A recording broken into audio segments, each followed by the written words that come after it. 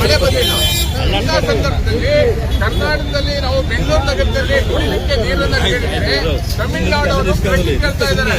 ತಮಿಳುನಾಡಲ್ಲಿ ಸಮುದ್ರಕ್ಕೆ ಸೇರ್ತಾ ಇದೆ ನೀರು. ನಮ್ಗೆ ಒಂದ್ ಕಡೆ ಮೇಕೆದಾಟು ಡ್ಯಾಮ್ ಮಾಡಲಿಕ್ಕೆ ಅವಕಾಶವನ್ನ ಮಾಡಿ ಕೊಡ್ತಾ ಇಲ್ಲ.